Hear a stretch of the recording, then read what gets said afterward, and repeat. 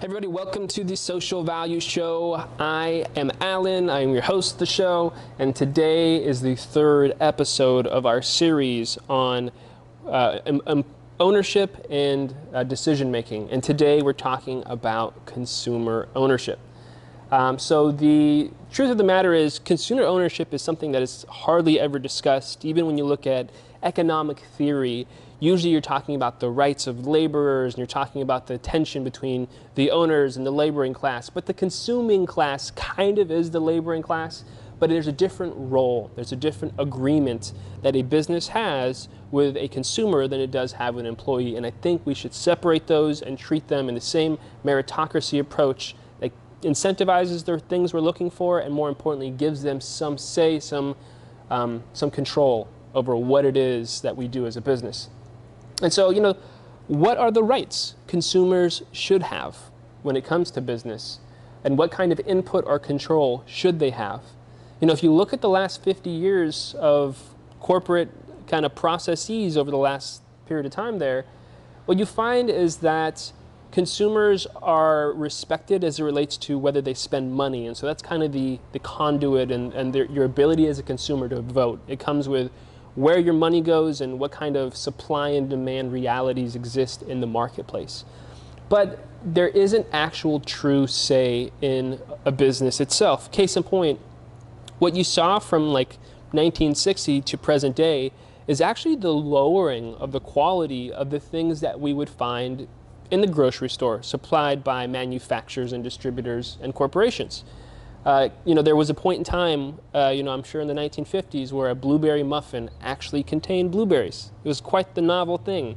But, come 60s, 70s, 80s, 90s, as companies were looking to maximize their profits, they started putting food dyes and artificial fruit flavorings and all sorts of things that made it taste and feel like fruit, but not actually have any fruit in there. So obviously that's a problem, and it's something that the consumer had no say in whatsoever. Even though we had that buying power that we had, we didn't have the ability to stop that.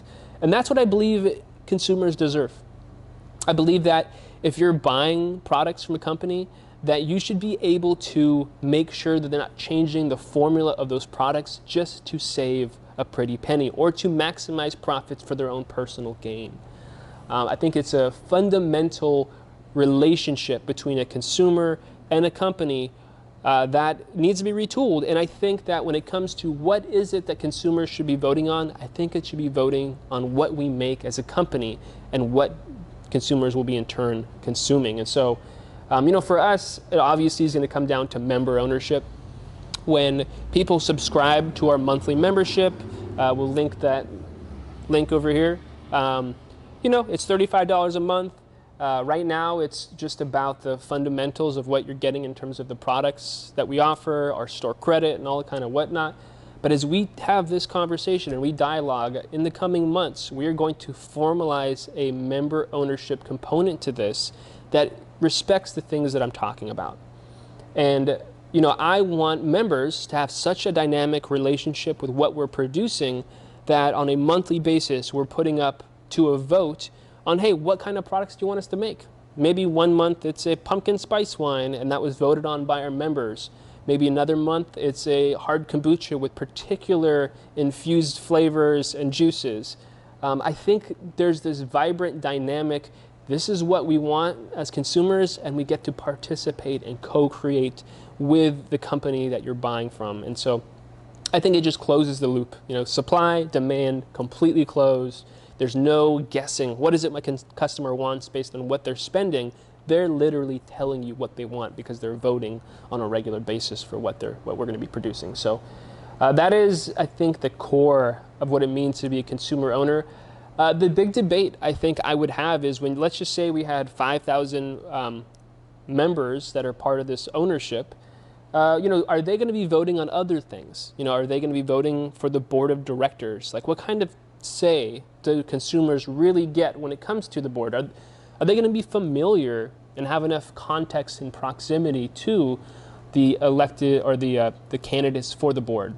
I don't think they necessarily would, but I'm open to a dialogue that discusses how we create a business that make sure that their rights are being protected, the consumers' rights, and make sure that the outcomes we're looking for are the best. That is the backdrop of all of this. So the last thing I would say when it comes to how we want to form the member ownership and incentivize the things, because when you're talking about these systems and decision making, they're all kind of based on these incentives. Look, consumers, there is an agreement. It is, we spend money with you guys so that you provide value with your products.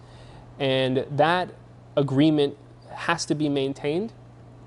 But the real question is, how do we measure consumers who bring more value from consumers that bring less value? And I think that's an easy one for us. It is based on how much money consumers are spending and how much they're helping in other ways. If you write reviews for our company, if you're sharing our posts on Facebook and Instagram, these are all things that we are going to be engineering and incentivizing so that when our members do those things, they're going to get store credit, they're going to get social value credit, they're going to be rewarded for the ways that we are inviting them to participate in FruitCraft's success and in the success of mainstreaming social value capitalism.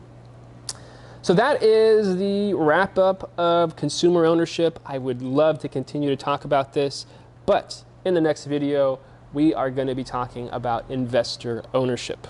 So stay tuned, and as always, remember to do good and to share with others. Cheers.